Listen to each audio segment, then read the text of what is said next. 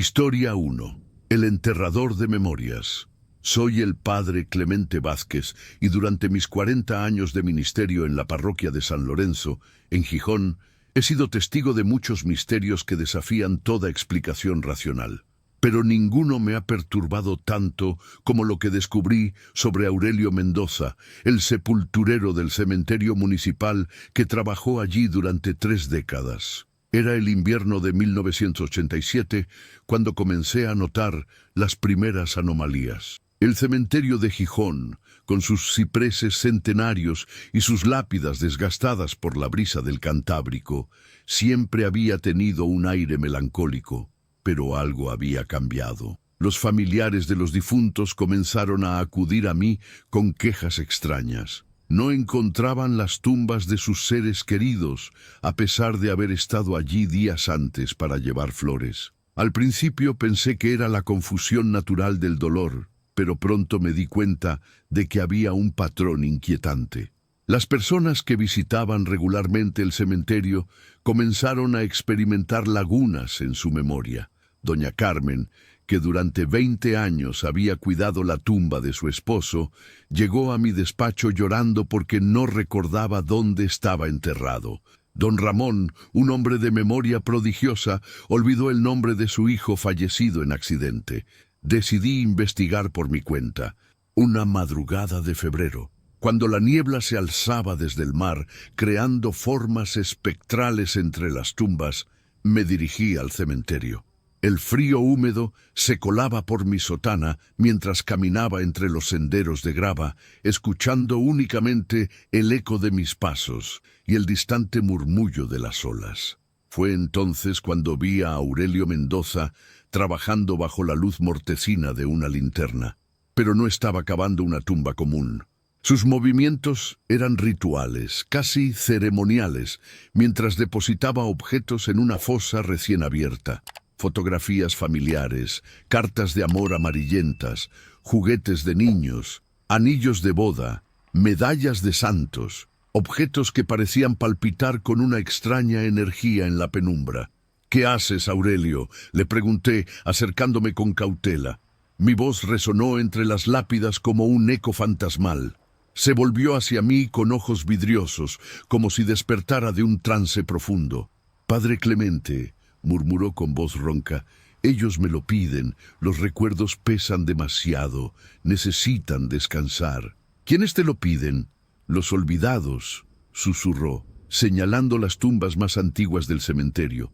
«Los que ya nadie visita, los que no tienen flores frescas ni oraciones. Me hablan en sueños, me muestran dónde están los recuerdos que duelen. Yo solo los recojo y los entierro donde pueden encontrar paz». Observé más detenidamente los objetos que había en la fosa. Reconocí algunos: el rosario de coral de Doña Carmen, la medalla de San Cristóbal que don Ramón siempre llevaba consigo, fotografías que había visto en casas de feligreses. Pero lo más perturbador era que parecían irradiar una extraña calidez, como si conservaran parte del alma de sus dueños. «Aurelio, esos objetos no te pertenecen», le advertí, sintiendo cómo el frío se intensificaba a mi alrededor. «Tampoco les pertenecen a ellos ya», replicó mientras continuaba su macabra labor. «Los recuerdos son cadenas, padre. Yo las rompo. ¿No ve la paz en sus rostros cuando vienen a misa? Ya no lloran, ya no sufren. El olvido es misericordia». Las semanas siguientes fueron un calvario de descubrimientos. Investigué discretamente y confirmé mis sospechas. Aurelio había estado recolectando objetos personales de las casas de quienes visitaban el cementerio. No los robaba en el sentido tradicional, simplemente aparecían en sus manos cuando las personas estaban sumidas en el dolor del duelo. Los dolientes, absortos en su pena, no notaban la desaparición hasta días después, y para entonces sus recuerdos asociados a esos objetos se habían desvanecido como niebla al amanecer. El cementerio se había convertido en un laberinto de memorias enterradas. Cada tumba que Aurelio cavaba no era para un cuerpo, sino para fragmentos de vidas que se desintegraban lentamente, Y lo más inquietante era que quienes perdían sus recuerdos parecían encontrar una extraña serenidad, como si un peso invisible hubiera sido levantado de sus hombros. La última vez que vi a Aurelio fue una madrugada de marzo. Estaba parado frente a una tumba recién cavada, sosteniendo su propia pala como si fuera una reliquia sagrada. Me miró con ojos que ya no reconocían nada, ni siquiera su propio nombre. «¿Quién soy, padre?», me preguntó con voz de niño perdido. Al día siguiente, encontraron su cuerpo en el cementerio, acurrucado dentro de una de las fosas que él mismo había excavado, rodeado de miles de objetos personales que parecían formar un extraño mosaico de vidas fragmentadas. Desde entonces, las visitas al cementerio han disminuido considerablemente. Aunque ya no hay un enterrador oficial, algunas noches, cuando la niebla asciende desde el mar, los vecinos aseguran escuchar el sonido metálico de una pala cavando en la tierra húmeda.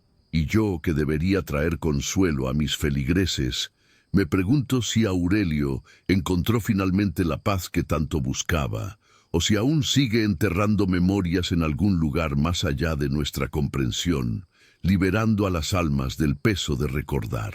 Historia 2. La Dama de las Coronas. Mi nombre es Hermana Encarnación, y durante mis 25 años sirviendo en el convento de la Purísima Concepción en Toluca, he aprendido que la penitencia toma formas que escapan a nuestra comprensión terrenal. Lo que voy a relatar ocurrió en el verano de 1992, cuando yo era aún una novicia encargada de las visitas matutinas al cementerio municipal para orar por las almas en purgatorio. Todo comenzó un martes al amanecer. Mientras caminaba entre las tumbas con mi rosario, llevando flores silvestres para las sepulturas abandonadas, noté algo inusual en la tumba de Evaristo Salinas, un hombre que había muerto ahogado en el río después de una noche de borrachera y adulterio. Sobre la lápida descansaba una corona de espinas, tejida con tal precisión que las púas parecían diamantes negros bajo la luz matinal. La corona no estaba allí el día anterior. Lo sabía con certeza, porque era mi rutina bendecir especialmente esa tumba, rogando por la conversión de su alma atormentada. El viento del altiplano mexicano hacía susurrar las ramas de los eucaliptos, pero la corona permanecía inmóvil, como si hubiera echado raíces en la piedra. Durante los días siguientes aparecieron más coronas, siempre sobre tumbas específicas. La de María del Socorro, que se había quitado la vida tras un escándalo amoroso. La de don Patricio, usurero, que murió contando monedas mientras su hermano agonizaba en el hospital. La de Teresa, la partera que practicaba artes oscuras junto con sus servicios. Cada corona era única, tejida con espinas diferentes, algunas de nopal, otras de rosa silvestre, algunas incluso con espinas de mezquite que no crecían en la región. La cuarta semana la vi por primera vez. Era una mujer de unos 60 años, vestida con un traje de luto que parecía de otra época. Su porte era aristocrático, con guantes de encaje negro y un velo que ocultaba parcialmente su rostro. Se movía entre las tumbas con la elegancia de quien ha conocido salones de baile y tertulias literarias, pero sus pasos no producían sonido alguno sobre la grava del sendero. Me oculté tras un mausoleo de mármol y la observé trabajar. Sus manos, pálidas como cirios, tejían las espinas con una destreza sobrenatural. No se lastimaba, aunque las púas atravesaban sus guantes como si fueran de aire. Mientras tejía, murmuraba nombres en voz tan baja que parecía una letanía susurrada por el viento. Evaristo Salinas, que olvidaste a tu esposa por los brazos de otra. Teresa Maldonado, que ayudaste a nacer cuerpos pero condenaste almas. Patricio Hernández, que elegiste el oro sobre la sangre de tu sangre. Su voz tenía la cadencia de quien ha recitado esas palabras durante décadas, tal vez siglos. Cada nombre era pronunciado como una sentencia, pero también como una oración. Era acusación y súplica al mismo tiempo. Me acerqué lentamente, mi corazón latiendo con fuerza bajo el escapulario. «Señora», la llamé con voz temblorosa. Se volvió hacia mí, y bajo el velo pude ver un rostro de belleza marchita por la pena. Sus ojos eran pozos de tristeza infinita, como si hubiera llorado todas las lágrimas del mundo y aún le quedaran más por derramar. «¿Usted es religiosa, niña?», Me preguntó con acento que mezclaba la elegancia del español peninsular con la calidez del mexicano. Sí, señora, soy novicia en el convento de la Purísima. Entonces comprenderá que algunos pecados requieren penitencias particulares, murmuró volviendo a su labor. Yo conocí el lujo, la vanidad, la soberbia, juzgué a los pobres desde mi carroza dorada, negué limosna a quienes la necesitaban, utilicé mi posición para humillar a los humildes. Sus manos siguieron tejiendo mientras hablaba, y pude ver que las espinas ahora atravesaban sus palmas sin guantes, creando pequeños regueros de sangre que se desvanecían antes de tocar el suelo. Mi castigo es conocer cada pecado de estos difuntos, sentir su peso como propio y ofrecer mi sangre como pago por su redención. Cada corona que tejo es una oración de intercesión. Cada espina que me atraviesa es una súplica por su perdón. ¿Cuánto tiempo lleva haciendo esto? Desde que la soberbia me mató en 1847. Respondió con naturalidad escalofriante. El orgullo puede ser tan letal como cualquier enfermedad, hermana.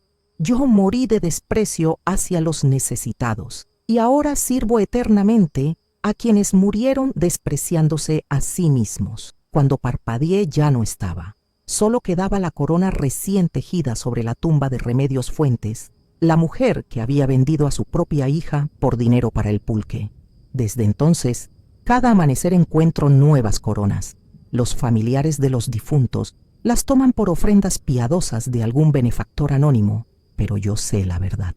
La dama de las coronas continúa su penitencia silenciosa, tejiendo redención con su propia sangre para quienes murieron sin esperanza.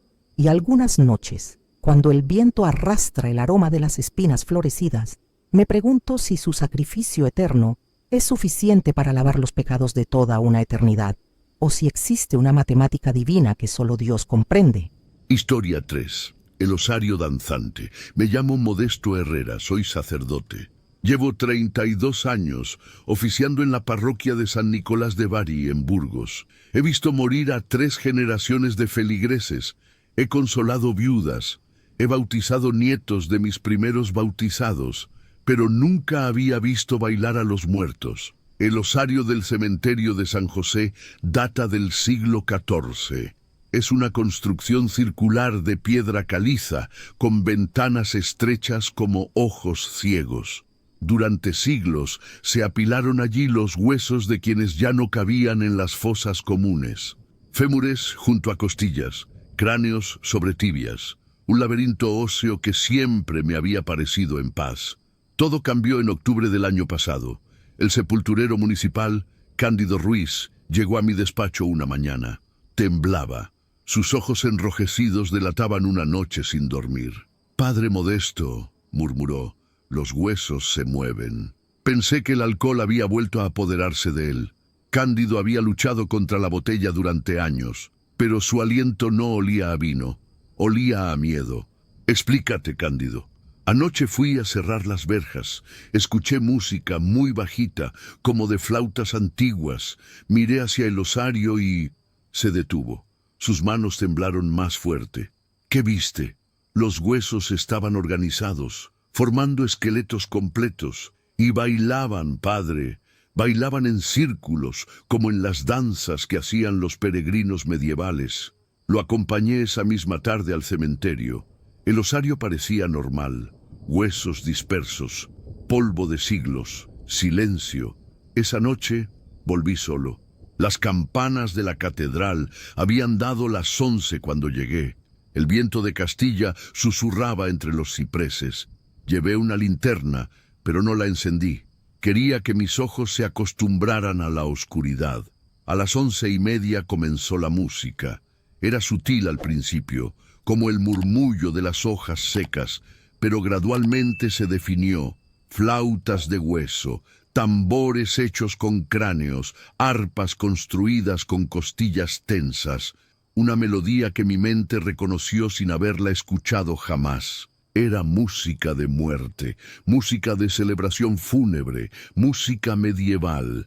Encendí la linterna con manos temblorosas. Los huesos se movían, no como en las películas de terror, no con violencia o grotesquería, se movían con gracia, con propósito, fémures rodando hasta encontrar su cadera correspondiente, cráneos que se alzaban buscando su columna vertebral, costillas que se deslizaban formando jaulas torácicas perfectas. En minutos, 20 esqueletos completos se habían ensamblado y comenzaron a bailar. Era una danza circular, como las que describían los textos medievales sobre las danzas de la muerte. Cada esqueleto mantenía el ritmo con precisión milimétrica. Sus huesos castañeteaban creando percusión adicional a la música fantasmal que flotaba en el aire. Me acerqué lentamente. La música se intensificó. Entonces los vi claramente. No eran esqueletos comunes. Cada uno conservaba detalles imposibles. Hebillas de cinturón oxidadas flotando donde debería estar la cintura. Coronas de flores secas sobre algunos cráneos. Anillos de boda girando en falanges descarnadas. Reconocí a algunos. El esqueleto más alto llevaba los botones dorados del uniforme de don Sebastián Valdés, capitán de los tercios que había muerto en Flandes en 1625. Su cráneo se inclinaba con elegancia militar en cada giro de la danza.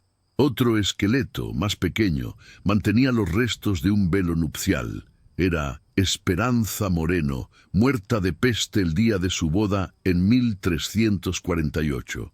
Sus huesos se movían con la delicadeza de quien había aprendido a bailar en los salones aristocráticos. Un tercer esqueleto, con las costillas deformadas por años de trabajo, danzaba con la torpeza alegre del campesino. Reconocí los restos del cinturón de cuero que siempre llevaba Jacinto el herrero.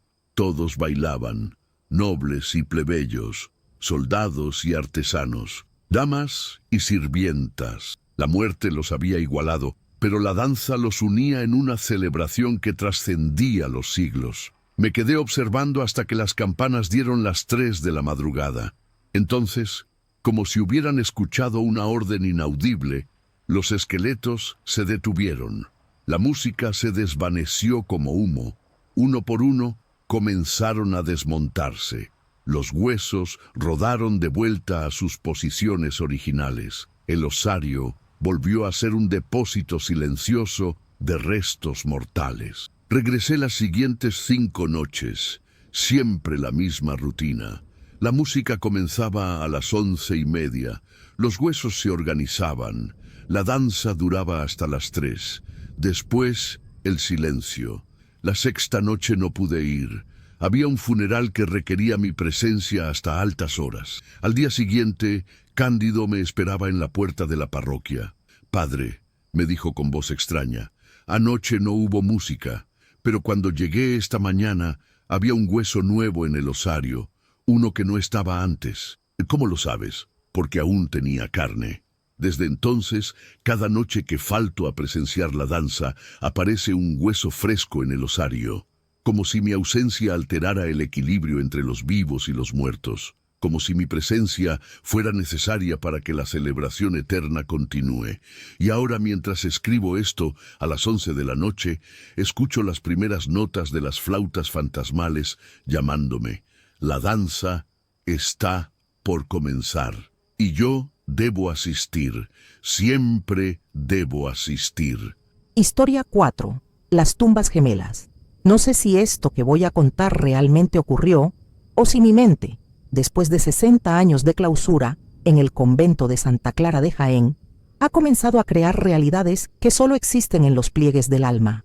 Soy Sor Visitación, aunque a veces olvido mi nombre cuando despierto en las madrugadas frías del invierno andaluz. Todo comenzó. ¿Cuándo comenzó? Los recuerdos se mezclan como aceite y agua, nunca se integran completamente. Creo que fue en primavera, cuando los jazmines llenaban el aire con su perfume dulzón. Yo tenía la costumbre de caminar por el cementerio municipal después del rezo de vísperas. Era mi momento de soledad con Dios, mi tiempo para reflexionar sobre la transitoriedad de la carne. La primera vez que noté algo extraño fue junto a la tumba de don Aurelio Campos. el zapatero que había muerto de un infarto mientras reparaba unas botas. Había 2 lápidas idénticas, una al lado de la otra.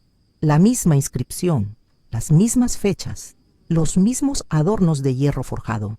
Pensé que era una confusión administrativa, tal vez un error del marmolista, pero había algo más perturbador: el olor. Una de las tumbas emanaba el aroma familiar de la descomposición reciente, húmedo, dulzón, con ese toque metálico que acompaña a la muerte fresca. La otra olía diferente, como tierra muy antigua, como polvo de siglos, como si los huesos ya fueran solo memoria mineralizada. ¿Se lo comenté al padre capellán? No lo recuerdo. Los días se desvanecen unos en otros cuando vives en la rutina de las horas canónicas. La siguiente aparición fue más inquietante. La tumba de Esperanza Molina, la partera que había fallecido ahogada en el Guadalquivir, también se había duplicado, pero esta vez presencié algo. Estaba arrodillada rezando el rosario cuando escuché un sonido seco, como madera partiéndose. Al alzar la vista, vi cómo la tierra se agrietaba formando un rectángulo perfecto junto a la sepultura original. La nueva fosa se abría sola, sin pala ni excavación, como si la misma tierra sintiera la necesidad de duplicarse. En días o semanas, la nueva tumba ya tenía su lápida idéntica y el mismo olor doble: muerte fresca en una, muerte antigua en la otra. Comencé a llevar un registro mental, pero mis pensamientos se fragmentan como cristal pisoteado. La tumba del herrero Joaquín, duplicada. La del niño Pepito, que murió de escarlatina, duplicada. La de doña Carmen, la viuda del farmacéutico, duplicada. Cada una con su gemela perfecta, pero con olores diferentes, como si representaran 2 momentos distintos del mismo proceso de descomposición. Una noche, no, era de día. El sol se filtraba entre los cipreses creando sombras que parecían dedos esqueléticos. Me acerqué más de lo prudente. Puse mi oído sobre la tierra de una de las tumbas gemelas. Escuché respiración, lenta, trabajosa, como si alguien agonizara perpetuamente bajo mis pies. En la tumba gemela, silencio absoluto. ¿Esto fue real? ¿O mi mente anciana está tejiendo historias con los hilos sueltos de la cordura? El momento más claro, si es que algo puede ser claro en este laberinto de memorias confusas, ocurrió durante una tormenta. Los rayos iluminaban el cementerio con destellos blancos que convertían las lápidas en dientes gigantes. Vi figuras moviéndose entre las tumbas gemelas, sombras que parecían salir de una sepultura y meterse en la otra, como si fuera un tránsito constante entre 2 estados de existencia. Una de las sombras se detuvo frente a mí. Tenía la forma de don Aurelio, el zapatero, pero su rostro alternaba entre la carne fresca del recién fallecido y el cráneo pelado de quien lleva décadas muerto. Me habló con 2 voces superpuestas, una reciente y dolorosa, otra hueca y ancestral. «Hermana», me dijo, «o lo soñé. ¿Cuál de mis muertes es real? ¿La de ayer o la de mañana? ¿El tiempo en que me pudro o el tiempo en que ya soy polvo?» No supe qué responder. ¿Cómo se responde a una pregunta que desafía la lógica de la existencia? Cuando amaneció, todas las tumbas gemelas habían desaparecido. Solo quedaban las originales, como si nunca hubiera habido duplicados. Pero el olor persistía, muerte fresca y muerte antigua mezclándose en el aire matutino. Ahora, cuando camino por el cementerio, ya no sé si veo la realidad o si mi alma proyecta visiones nacidas del exceso de contemplación mística. Las tumbas parecen normales, únicas, definitivas, pero a veces en el rabillo del ojo creo percibir sombras dobles, reflejos de lápidas que no deberían existir. Y me pregunto si la muerte, como la vida, tiene múltiples versiones de sí misma, y si en Jaén, por alguna razón que escapa a mi entendimiento, ambas versiones decidieron coexistir en el mismo espacio sagrado. ¿O será que la locura también se duplica cuando se vive demasiado cerca de los muertos? Historia 5. La misa de Requiem Perpetua. Soy el diácono Florencio Aguirre y durante 15 años he servido en la Catedral de San Ildefonso en Mérida, capital de Yucatán. Mi labor principal consiste en asistir en las ceremonias litúrgicas y mantener el orden en los registros parroquiales. Una rutina que se quebró para siempre el día que descubrí lo que realmente ocurría en la cripta del cementerio general. Todo comenzó con una discrepancia en los libros de defunciones. Según mis registros, el padre Celestino Herrera había oficiado 17 misas de requiem en un solo día, 3 de noviembre de 1994. Era imposible. Una misa de requiem completa requiere al menos 45 minutos, sin contar los traslados entre el cementerio y la catedral. Matemáticamente, ni siquiera trabajando sin descanso, podría haber completado tantas ceremonias. Decidí investigar discretamente. El padre Celestino era un hombre mayor, de 73 años, que había dedicado su vida entera al ministerio funerario. Su reputación era impecable, pero su comportamiento había cambiado en los últimos meses. Llegaba temprano, se marchaba muy tarde y siempre parecía agotado, como si cargara un peso invisible sobre sus hombros. La primera anomalía que noté fue auditiva. Cada tarde, alrededor de las 5, mientras organizaba los documentos en mi oficina, escuchaba el eco lejano de una misa siendo oficiada. Las palabras llegaban distorsionadas por la distancia, pero reconocía claramente los cánticos del requiem. Dies irae, dies illa, solvet saeclum infabilla. El problema era que a esa hora no había ninguna ceremonia programada en la catedral. Siguiendo el sonido, descubrí que provenía del cementerio, específicamente de la cripta subterránea que se había construido en el siglo XVIII para albergar los restos de los prelados más importantes de la diócesis. Era un lugar al que raramente se accedía, salvo para ceremonias especiales o mantenimiento. La entrada a la cripta estaba parcialmente oculta por matorrales de bugambilia que habían crecido salvajemente. Cuando aparté las ramas espinosas, pude ver que la puerta de hierro forjado estaba entreabierta. Una luz dorada y tenue parpadeaba en el interior, acompañada por el murmullo constante de oraciones en latín. Descendí por los escalones de piedra caliza, húmedos por la filtración de agua subterránea. El aire se espesaba con cada paso, cargado del aroma a incienso y algo más perturbador. El olor dulzón de flores en descomposición mezclado con el aroma metálico de la sangre. Lo que vi al llegar al fondo desafió toda lógica. El padre Celestino estaba celebrando misa frente a un altar improvisado, pero no era una ceremonia normal. A su alrededor, dispuestos en círculos concéntricos, había al menos 30 ataúdes abiertos. Dentro de cada uno yacía un cuerpo en diferente estado de descomposición. Algunos recién fallecidos, otros reducidos a esqueletos, algunos momificados por el clima seco de Yucatán. Pero lo más inquietante era que el padre Celestino se dirigía a cada difunto individualmente, como si estuviera oficiando 30 misas simultáneas. Su voz se multiplicaba imposiblemente, creando un eco sobrenatural que llenaba la cripta con capas superpuestas de oraciones. Por el alma de Esperanza Canul, que partió el 15 de octubre, decía mientras alzaba la hostia hacia un ataúd.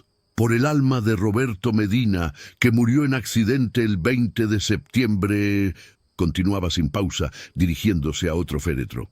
Por el alma de la pequeña María Jesús, arrebatada por la fiebre el 3 de noviembre. Sus movimientos eran mecánicos pero precisos, como si hubiera repetido esta ceremonia miles de veces. Cada gesto litúrgico se multiplicaba para atender a todos los difuntos presentes. Alzaba 30 hostias, vertía vino en 30 cálices, bendecía 30 cruces al mismo tiempo. Me acerqué lentamente, tratando de no hacer ruido sobre los adoquines mohosos. Fue entonces cuando noté que algunos de los cuerpos en los ataúdes no estaban completamente inmóviles. Sus labios se movían ligeramente, como si respondieran a las oraciones del sacerdote. Sus ojos cerrados parecían moverse bajo los párpados, como si siguieran el desarrollo de la ceremonia. «Diácono Florencio», me dijo el padre Celestino, sin volverse hacia mí, sin interrumpir sus múltiples oraciones. Sabía que vendría. Las matemáticas siempre fueron su fuerte. Padre, ¿qué es esto? ¿Cuánto tiempo lleva celebrando esta misa? Tiempo, rió con una risa que sonó hueca entre las paredes de piedra. El tiempo no existe aquí, hijo. Estos difuntos murieron sin la extrema unción adecuada. Sus familias no pudieron costear misas de requiem completas. Sus almas quedaron atrapadas entre la vida y la muerte, esperando la absolución final. Continuó sus oraciones múltiples mientras me explicaba. Dios me mostró el camino para liberarlos. Una misa perpetua, infinita, que cubra todos los rituales que se quedaron incompletos. Cada día traigo más ataúdes, más almas necesitadas, y cada día la misa se hace más larga, más compleja. Pero Padre, esto no es natural. Se volvió hacia mí por primera vez y vi que sus ojos habían perdido todo rastro de humanidad. Eran pozos negros que reflejaban la luz de las velas como espejos rotos. ¿Natural?, murmuró. Es natural que las almas sufran en el limbo por falta de recursos económicos. Es natural que los pobres no puedan acceder a la salvación. Yo he encontrado la solución, Florencio. La misa eterna, la redención perpetua. Los cuerpos en los ataúdes comenzaron a incorporarse lentamente. Sus ojos, ahora abiertos, fijos en mí con expresiones de gratitud y súplica. Sus bocas se movían al unísono, repitiendo las respuestas litúrgicas en un coro fantasmal que hizo temblar las piedras de la cripta. Retrocedí hacia las escaleras, pero la puerta se había cerrado sola. «No puede marcharse, diácono», me dijo el Padre Celestino. «La misa apenas ha comenzado, y estas almas necesitan testigos para que su absolución sea válida. Desde entonces, cada tarde a las 5, desciendo a la cripta.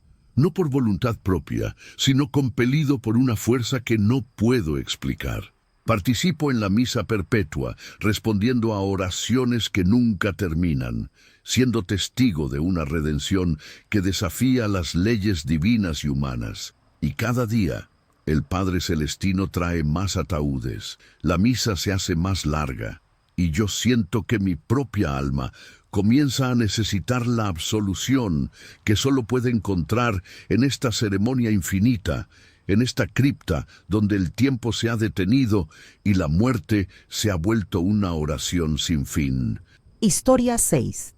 El claustro de los pasos. El miedo tiene un sonido propio. Lo supe la primera noche que escuché los pasos en el claustro del convento abandonado de San Esteban, en Salamanca. Soy hermana Virtudes, y aunque llevo 20 años en la vida religiosa, nunca había experimentado un terror tan profundo que me hiciera cuestionar la misma naturaleza de la oración. El convento había sido cerrado en 1936, durante los disturbios de la Guerra Civil. Las monjas fueron evacuadas precipitadamente, dejando atrás no solo sus pertenencias, sino también, según descubrí, algo mucho más inquietante.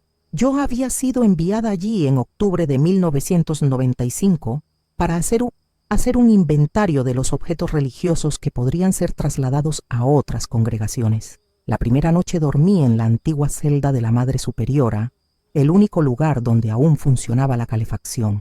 El edificio crujía constantemente, la madera envejecida, las piedras asentándose, el viento filtrándose por las ventanas rotas. Sonidos normales de un edificio abandonado durante décadas. Pero a las 2 de la madrugada comenzaron los pasos. No eran los sonidos esporádicos de ratas o el eco del viento.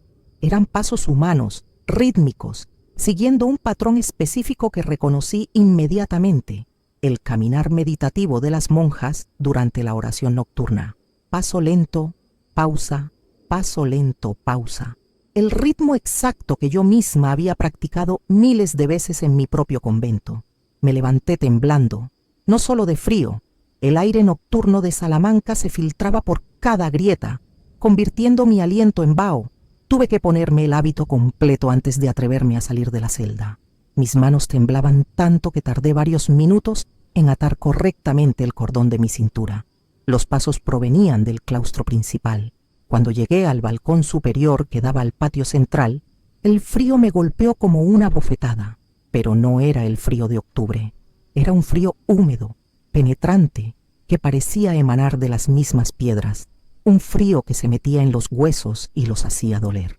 Bajo la luz plateada de la luna llena, pude ver la fuente central del claustro, seca y agrietada. Los arcos góticos proyectaban sombras geométricas sobre las baldosas de barro cocido. Todo parecía normal, silencioso, muerto. Pero los pasos continuaban.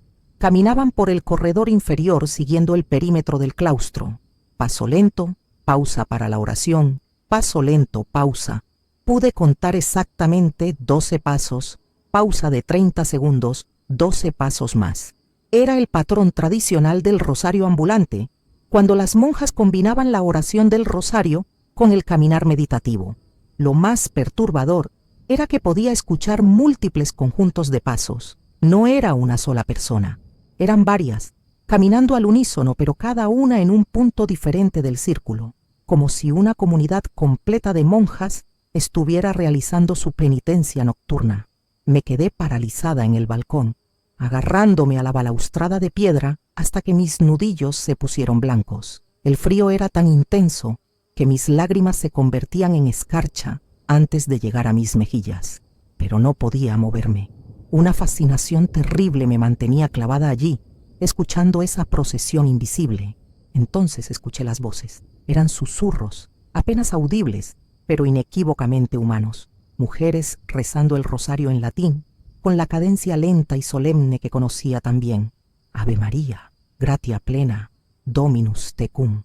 Las voces se superponían, creando una armonía fantasmal que reverberaba entre los arcos de piedra.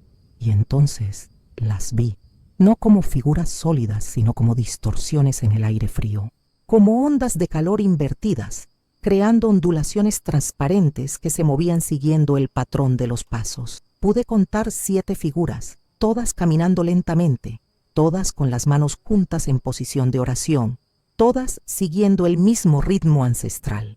Una de las figuras se detuvo directamente bajo mi balcón. Aunque no podía ver su rostro claramente, sentí sus ojos levantándose hacia mí, una mirada que atravesó el tiempo y el espacio, cargada de una tristeza infinita, pero también de una determinación férrea. Escuché su voz con claridad absoluta, como si me hablara directamente al oído. Hermana, nuestras oraciones quedaron incompletas. La guerra nos separó antes de terminar nuestro ciclo de penitencia. Llevamos 60 años caminando la misma oración, esperando que alguien de nuestra orden venga a completar lo que comenzamos. El terror me paralizó completamente. No era miedo a lo sobrenatural, sino algo más profundo.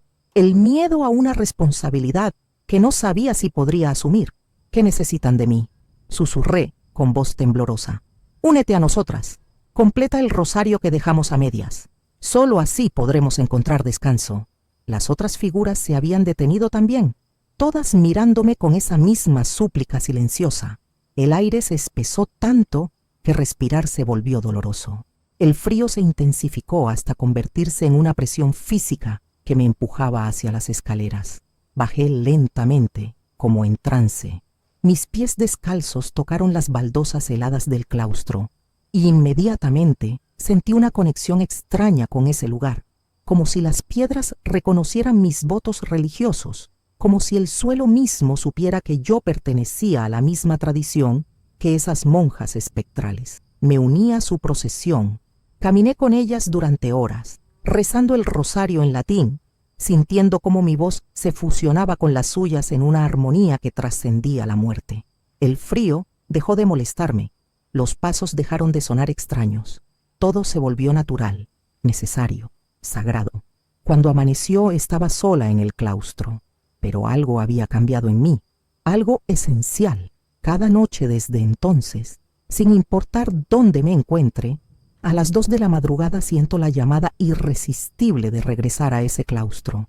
Y cada noche camino con ellas, completando lentamente una oración que comenzó hace décadas y que tal vez nunca termine del todo. Porque algunas penitencias trascienden la vida y la muerte, hermana, y algunas oraciones son tan poderosas que ni siquiera la guerra puede interrumpirlas. Historia 7. El baptisterio de almas. Durante mis 45 años como exorcista de la diócesis de Calahorra y la Calzada Logroño, He aprendido que la misericordia divina opera de maneras que escapan a nuestra comprensión teológica. Soy el padre Hilario Mendizábal, y lo que voy a relatar ocurrió en la iglesia de Santiago el Real, en Logroño, durante el invierno más crudo que ha conocido La Rioja en décadas. La pila bautismal de Santiago el Real data del siglo XII. Es una obra maestra del románico tardío, piedra caliza tallada con relieves de querubines y símbonas pascuales, sostenida por columnas que representan los 4 evangelistas. Durante 8 siglos, miles de almas han renacido en sus aguas benditas. Pero nunca había presenciado renacimientos que desafiaran las leyes de la vida y la muerte. Todo comenzó con las oraciones nocturnas de Cuaresma. Era mi costumbre permanecer en la iglesia después del último oficio, meditando ante el Santísimo hasta altas horas. El silencio de la nave gótica, apenas interrumpido por el crepitar de los cirios votivos, creaba el ambiente perfecto para la contemplación profunda.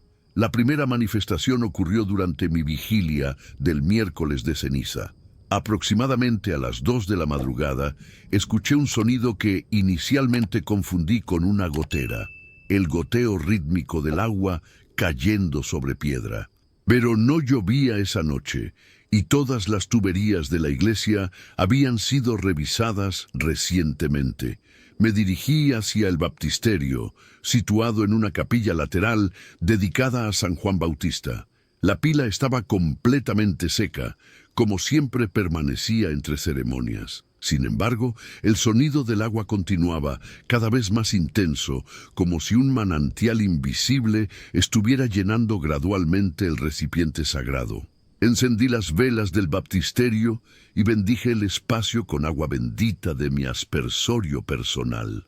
Al hacerlo, el goteo cesó abruptamente, pero algo más perturbador comenzó. El agua bendita que había esparcido no caía al suelo. Se elevaba en pequeñas esferas cristalinas que flotaban como perlas suspendidas en el aire nocturno. Durante los días siguientes, las manifestaciones se intensificaron. Cada noche, a la misma hora, el baptisterio se llenaba de un agua que no provenía de ninguna fuente terrenal. Era agua de una pureza sobrenatural, cristalina, sin olor, pero con una densidad que parecía contener siglos de oraciones. Al tocarla, mis dedos experimentaban una sensación de vida pulsante, como si miles de corazones latieran bajo la superficie. La revelación llegó la noche del Domingo de Ramos. Mientras oraba el rosario en latín, las aguas de la pila comenzaron a burbujear suavemente. No era efervescencia común, sino burbujas que ascendían con una luz interior, como si cada una contuviera una pequeña estrella. El agua se volvió luminiscente, emitiendo un resplandor dorado que iluminó toda la capilla con una calidez que parecía emanar del mismo paraíso. Entonces los vi emerger. No eran apariciones en el sentido tradicional, sino presencias que se materializaban gradualmente desde las profundidades del agua bendita. Primero, pequeñas formas translúcidas que tomaban la apariencia de infantes. Después, siluetas más definidas, niños y niñas de diferentes edades, todos con una característica común que me estremeció el alma. Ninguno había sido bautizado en vida. Sus rostros eran de una pureza angélica, pero marcados por una tristeza ancestral. Algunos parecían recién nacidos, que habían muerto antes de recibir el sacramento. Otros eran niños mayores, víctimas de epidemias o accidentes que los habían arrebatado del mundo antes de poder ser iniciados en la fe cristiana. Se alzaban del agua lentamente, como flores acuáticas que brotaran hacia la superficie. Sus cuerpos translúcidos goteaban luz líquida que caía de vuelta a la pila, creando ondas concéntricas de resplandor divino. El primero en emerger completamente fue un niño de aproximadamente 5 años, con rizos dorados que parecían hechos de rayos de sol. Me miró con ojos que contenían siglos de anhelo y extendió sus pequeñas manos hacia mí en un gesto de súplica silenciosa. «Padre», me dijo con una voz que sonaba como el murmullo de arroyos cristalinos, «hemos esperado tanto tiempo. ¿Podría bautizarnos? ¿Podría darnos el nombre que nunca tuvimos?» Las lágrimas corrieron por mis mejillas mientras comprendía la magnitud de lo que presenciaba. Estas almas inocentes habían permanecido en el limbo durante décadas, quizás siglos, esperando la gracia del bautismo que les permitiría acceder a la presencia divina. Tomé el óleo santo y comencé la ceremonia más extraordinaria de mi ministerio. Uno por uno, bauticé a estos espíritus con nombres que me llegaban por inspiración divina: María de la Luz, José del Agua Viva, Esperanza de la Misericordia, Gabriel del Consuelo. Con cada bautismo, el agua de la pila se volvía más brillante. Los niños espirituales, al recibir el sacramento, se transformaban gradualmente en esferas de luz pura que ascendían hacia la bóveda de la capilla. Atravesaban la piedra como si fuera aire y se perdían en la inmensidad nocturna rumbo a su destino eterno. El proceso duró hasta el amanecer. Bauticé a 43 almas esa noche, cada una con su historia silenciosa de esperanza diferida, cada una encontrando finalmente el camino hacia la salvación. Cuando terminé, la pila volvió a estar seca, pero el baptisterio conservaba un aroma celestial, una mezcla de incienso, azucenas y ese perfume indefinible que solo poseen los lugares donde lo divino ha tocado lo terrenal. Desde entonces, cada noche de Cuaresma, nuevas almas emergen del agua bendita.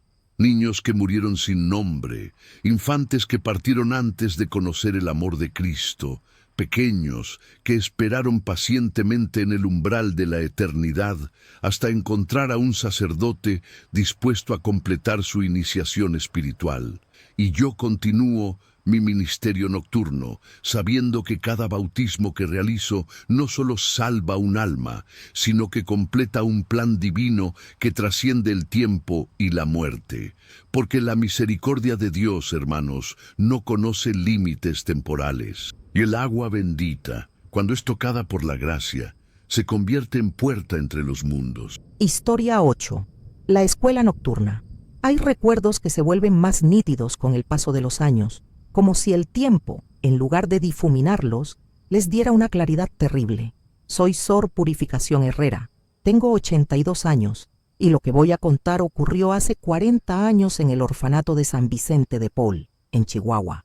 Entonces era una monja joven, recién llegada del seminario de Madrid, enviada a México para servir a los niños más necesitados.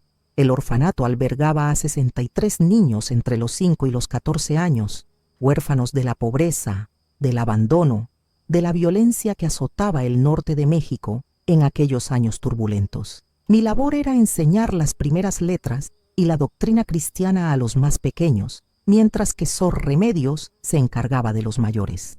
Durante los primeros meses, todo transcurrió con normalidad. Los niños eran dulces, aunque marcados por tragedias prematuras. Aprendían con avidez, como si la educación fuera su única ventana hacia un futuro mejor. Pero había algo extraño en el edificio. Por las noches, cuando todos dormían, se escuchaban sonidos que no podía explicar. Voces infantiles susurrando, pasos ligeros corriendo por los pasillos, el chirrido de sillas arrastrándose sobre el suelo de madera. Inicialmente lo atribuía a los niños levantándose para ir al baño o hablando durante el sueño, pero las madres superioras, que llevaban décadas en el orfanato, intercambiaban miradas significativas cuando mencionaba estos ruidos nocturnos. La verdad, se reveló una madrugada de noviembre, cuando desperté con fiebre alta. Había contraído una gripe que me mantuvo varios días en cama. Esa noche, alrededor de las 3, escuché con más claridad que nunca las voces de los niños. Pero no venían de los dormitorios, provenían del aula principal, en la planta baja.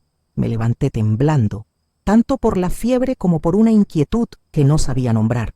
Me puse la bata sobre el camisón y bajé lentamente las escaleras de madera que crujían bajo mis pies descalzos. El frío del desierto chihuahuense se había filtrado por todas las rendijas, convirtiendo el edificio en una cámara helada. Al acercarme al aula, vi luz filtrándose por debajo de la puerta, una luz dorada y tenue, como la de las velas, pero más constante. Escuché con claridad la voz de una maestra dando clase. Niños, abran sus catecismos en la página 43. Hoy aprenderemos sobre el juicio particular, sobre lo que sucede cuando el alma se separa del cuerpo. Reconocí la voz. Era Sor Esperanza, la directora del orfanato que había muerto 5 años antes de mi llegada. Las otras monjas me habían contado que fue una educadora excepcional, querida por todos los niños, que murió de tuberculosis mientras cuidaban a los huérfanos durante una epidemia. Abrí la puerta lentamente. El aula estaba llena de niños, pero no eran los niños que yo conocía. Estos eran más pálidos, translúcidos, vestidos con ropas de diferentes épocas. Algunos llevaban las blusas de lino de principios de siglo, otros vestían harapos más antiguos. Todos tenían en común una expresión de atención absoluta, como si esta clase fuera la más importante de sus vidas o de sus muertes. Sor Esperanza estaba frente a la pizarra, escribiendo con tiza que parecía hecha de luz condensada. Su hábito se movía como si estuviera bajo el agua, ondulando suavemente sin brisa alguna. Al verme, sonrió con una dulzura maternal que me llenó el corazón de una calidez inexplicable. Sor Purificación, me dijo sin dejar de escribir. ¿Quiere unirse a nosotros? Estos pequeños tienen tanto que aprender aún. Los niños se volvieron hacia mí al unísono. Sus rostros eran hermosos pero marcados por una gravedad que ningún niño debería poseer. Sus ojos contenían conocimientos que trascendían la inocencia infantil. ¿Quiénes son?, susurré. Son todos los niños que han muerto en este orfanato durante los últimos 60 años, respondió Sor Esperanza, mientras dibujaba un diagrama de las esferas celestiales en la pizarra. Algunos por enfermedades, otros por accidentes, algunos por la tristeza que consume a los huérfanos, pero su educación quedó incompleta. No pudieron aprender lo más importante, cómo transitar de esta vida a la siguiente. Un niño pequeño, de no más de 6 años, levantó la mano.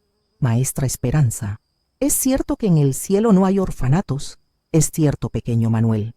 En el cielo, todos somos hijos del mismo Padre. Me senté en una de las sillas traseras, fascinada y aterrorizada a la vez. Durante 2 horas observé esta clase extraordinaria donde niños muertos aprendían sobre la geografía del más allá, sobre cómo encontrar paz en la eternidad, sobre cómo desprenderse de las penas terrenales que los mantenían atados a este mundo. Sor Esperanza les enseñaba con paciencia infinita, respondiendo preguntas sobre el dolor, sobre el abandono, sobre por qué habían tenido que morir tan jóvenes. Sus explicaciones eran simples pero profundas, adaptadas a mentes infantiles que habían experimentado sufrimientos de adulto. Cada lágrima que derramaron en vida, les decía, se convierte en una perla en el reino celestial. Ustedes, que conocieron la soledad, serán quienes consuelen a otros solitarios en la eternidad. Cuando las campanas del pueblo dieron las 5, anunciando el primer rezo del día, los niños espectrales comenzaron a desvanecerse gradualmente. Primero se volvieron más translúcidos, luego fueron perdiendo definición hasta convertirse en resplandores dorados que ascendieron hacia el techo y desaparecieron. Sor Esperanza fue la última en partir. Antes de desvanecerse completamente, se acercó a mí y puso su mano etérea sobre mi frente ardiendo de fiebre. Cuide bien a los niños vivos, Sor Purificación, me susurró. Enséñeles no solo a leer y escribir, sino a amar, porque el amor es la única lección que trasciende la muerte. Su contacto curó instantáneamente mi fiebre, pero dejó una marca invisible en mi alma. Desde esa noche, mi vocación cambió completamente. No solo enseñaba matemáticas y catecismo, sino que me aseguré de que cada niño del orfanato se sintiera amado, valorado, importante, porque sabía que si morían sin haber conocido el amor verdadero, tendrían que aprenderlo en las clases nocturnas de Sor Esperanza. Y aunque nunca volví a presenciar otra clase espectral, cada madrugada escucho aún los ecos de esas lecciones eternas, recordándome que la educación más importante no se encuentra en los libros, sino en la capacidad de amar y ser amado, incluso después de la muerte. Historia 9. El órgano de las almas, Padre Inocencio Álvarez, Catedral del Salvador, Oviedo. 25 años de servicio. Lo que voy a contarle no debería salir de estas paredes, pero necesito que alguien lo sepa antes de que sea demasiado tarde. El órgano de nuestra catedral fue construido en 1708 por el maestro Antonio de Soto. 3000 tubos de estaño y plomo, 4 teclados, pedales tallados en nogal asturiano. Durante 3 siglos ha acompañado misas, bodas, funerales, pero desde hace 6 meses toca solo. Comenzó en marzo. Yo estaba terminando el inventario de ornamentos cuando escuché música procedente de la nave principal. Eran las 11 de la noche. No había nadie más en la catedral. Las puertas estaban cerradas con llave. No era música litúrgica, era algo diferente, complejo, hermoso pero perturbador, como si Bach hubiera compuesto desde el purgatorio. Subí al coro alto. El órgano estaba tocando solo. Las teclas se hundían por manos invisibles. Los pedales se movían siguiendo una partitura que no podía ver. Pero lo más inquietante era la perfección de la interpretación. Ningún organista vivo podría ejecutar esas composiciones. La primera aparición fue 3 días después. Estaba celebrando misa de difuntos cuando vi una figura sentada en el banco del órgano. Anciano, vestido con levita negra del siglo XVIII, manos largas y pálidas, moviéndose sobre las teclas con precisión sobrehumana. No interrumpí la ceremonia, pero después subí a confrontarlo. ¿Quién es usted? ¿Cómo entró aquí? Se volvió lentamente. Su rostro era cadavérico pero noble. Sus ojos, pozos de tristeza infinita. Soy Gaspar de Miranda, organista de esta catedral desde 1720 hasta 1763. Morí antes de terminar mi miserere en re menor. He regresado para completarlo. Eso es imposible. Los muertos no regresan. ¿Imposible? Sus dedos tocaron una frase musical que me hizo temblar. Es imposible que un alma atormentada por el arte inacabado busque redención. Es imposible que Dios permita que completemos lo que dejamos sin terminar. Durante las siguientes semanas aparecieron otros. Maestro Celestino Vega, organista del siglo XIX, trabajando en su sinfonía sacra. Hermano Plácido, monje benedictino, puliendo un Te Deum que la muerte interrumpió. Incluso una mujer, Sor Armonía, que en vida había compuesto en secreto porque las mujeres no podían tocar en público. Cada noche, desde las 11 hasta el amanecer, el órgano resonaba con composiciones que desafiaban la comprensión humana. Música que parecía descender directamente del cielo, pero también música que perturbaba, que creaba inquietud, que hacía llorar sin razón aparente. Los feligreses comenzaron a quejarse. Llegaban por las mañanas encontrando lágrimas secas en sus mejillas sin recordar por qué habían llorado. Algunos experimentaban visiones durante la misa. Veían a sus familiares muertos, escuchaban voces del más allá. El obispo me ordenó investigar. Padre Inocencio, esta situación debe cesar. La catedral no puede convertirse en un teatro de fenómenos paranormales. Pero cuando intenté detenerlos, descubrí la verdad terrible. Una noche me armé de valor y subí al órgano mientras Gaspar de Miranda interpretaba su miserere. La música era tan hermosa que dolía escucharla. Me acerqué y puse mi mano sobre su hombro etéreo. Debe parar, está perturbando a los vivos. Se detuvo bruscamente. El silencio fue ensordecedor. Padre, ¿sabe usted por qué regresamos? Para terminar sus composiciones. No, su voz se volvió grave, amenazante. Regresamos porque las almas de los compositores que mueren con obras inacabadas no pueden encontrar paz. Pero hay algo más. Cada nota que tocamos atrae almas perdidas. Cada melodía es un llamado a los muertos sin descanso. Señaló hacia la nave. Por primera vez noté que las bancas no estaban vacías, estaban llenas de figuras translúcidas, cientos de ellos, todos los que habían muerto en Asturias durante siglos, atraídos por la música celestial. ¿Ve usted el problema, padre? No solo queremos completar nuestras obras, queremos crear la sinfonía final, la composición que abra las puertas entre los mundos definitivamente. El horror me paralizó. Estos organistas muertos no buscaban redención. Buscaban crear un puente permanente entre la vida y la muerte, usando la música como vehículo. Si completamos la sinfonía final, continuó Gaspar, los muertos podrán caminar entre los vivos libremente. Oviedo se convertirá en la primera ciudad donde ambos mundos coexistan. Intenté huir, pero la música me retuvo. Todos los organistas espectrales habían aparecido simultáneamente, 4 teclados ocupados por manos fantasmales, los pedales moviéndose con furia sobrenatural. El órgano rugía con una potencia que hacía temblar los cimientos de la catedral. La sinfonía final había comenzado. La música era indescriptible, hermosa y terrible, sagrada y profana. Cada nota abría grietas en la realidad. Las figuras espectrales en las bancas se volvían más sólidas. Los muertos comenzaban a tomar forma corpórea. Corrí hacia el altar mayor y tomé el crucifijo más grande que encontré. En el nombre de Cristo, les ordeno que se detengan. La música se intensificó.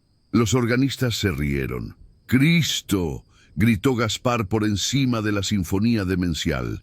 ¿Cree que Cristo se opone a la belleza absoluta? Estamos creando la música de las esferas celestiales. Pero entonces recordé algo. El órgano tenía un interruptor maestro, un corte de emergencia instalado después de un incendio en 1892. Me lancé hacia el mecanismo mientras la sinfonía final alcanzaba su clímax. Los muertos en las bancas comenzaban a levantarse. Sus ojos se encendían con vida renovada. Las puertas de la catedral se abrían solas, permitiendo que más espíritus entraran atraídos por la música. Tiré del interruptor. El silencio fue absoluto. Los organistas espectrales me miraron con odio puro antes de desvanecerse. Los muertos en las bancas se disolvieron como humo. Las puertas se cerraron con un estruendo que resonó durante minutos. Desde entonces, el órgano permanece silencioso. Sellé el interruptor maestro con cera bendita y oración constante.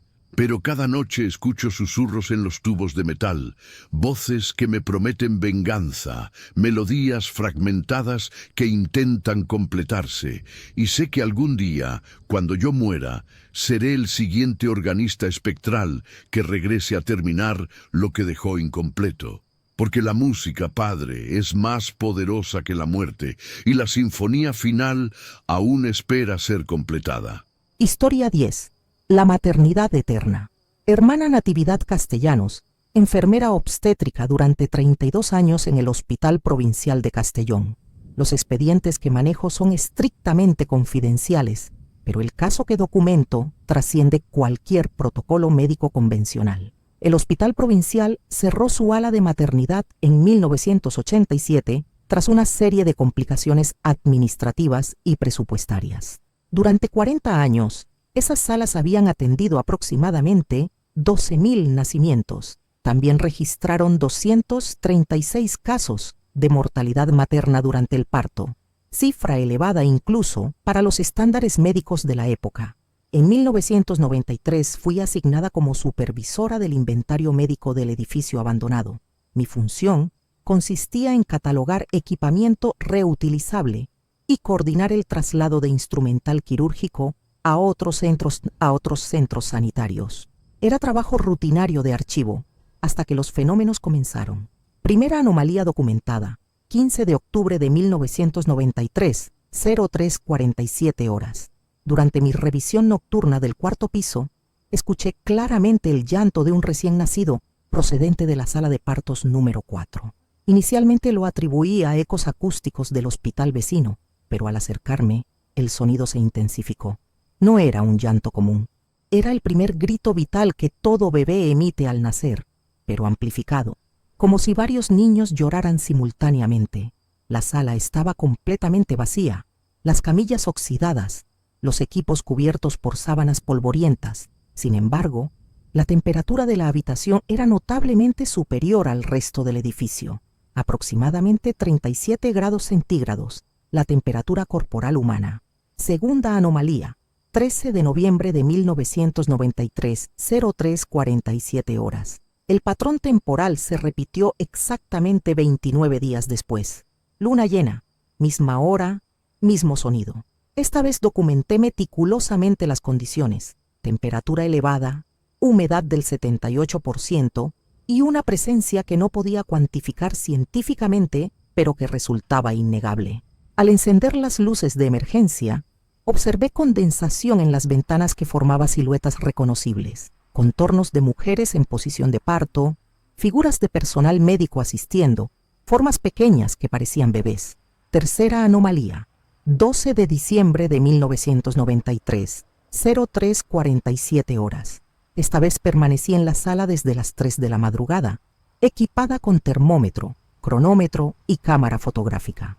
A las 03:47 exactas, la temperatura subió bruscamente.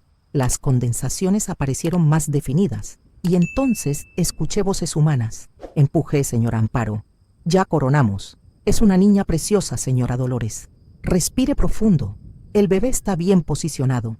Eran voces de parteras y médicos que habían trabajado en esas salas décadas atrás. Las reconocí porque había consultado los archivos de personal. Doctora Mercedes Blasco, fallecida en 1971. Comadrona Remedios Vidal, retirada en 1981. Enfermera Carmen Soto, muerta en accidente de tráfico en 1985. Cuarta anomalía, 10 de enero de 1994, 03:47 horas. La manifestación alcanzó su máxima intensidad. No solo escuché las voces del personal médico espectral, sino que presencié el desarrollo completo de un parto fantasmal. En la camilla central aparecieron gradualmente las formas translúcidas de una mujer joven y el equipo obstétrico que la asistía. La parturienta gritaba de dolor, pero su rostro expresaba una felicidad radiante. El médico espectral trabajaba con precisión profesional, sus manos etéreas manipulando instrumental invisible. ¡Ya sale la cabeza!, exclamó la doctora Blasco. Un empujón más, Esperanza. La mujer, que pude identificar posteriormente como Esperanza Monleón, fallecida durante el parto en marzo de 1962, dio un grito final de esfuerzo. En ese momento, algo extraordinario sucedió. De entre sus piernas emergió no un bebé convencional, sino una esfera de luz dorada del tamaño aproximado de un recién nacido. La luz pulsaba rítmicamente, como un corazón luminoso, emitiendo el llanto más hermoso que había escuchado jamás. El equipo médico espectral reaccionó con júbilo profesional. Cortaron un cordón umbilical invisible, limpiaron la esfera luminosa y la colocaron sobre el pecho translúcido de la madre. Esperanza lloró de felicidad mientras abrazaba a su hijo de luz. «Es perfecto», susurró. Por fin pude tenerlo en mis brazos. Durante los siguientes minutos observé escenas similares desarrollándose simultáneamente en las 6 camillas de la sala. 6 mujeres que habían muerto durante el parto estaban completando finalmente sus alumbramientos, asistidas por el personal médico que las había atendido en vida. Cada bebé de luz era único, algunos dorados, otros plateados, algunos con tonalidades azuladas celestiales. Todos pulsaban con vida propia, todos lloraban con voces que parecían venir del paraíso mismo.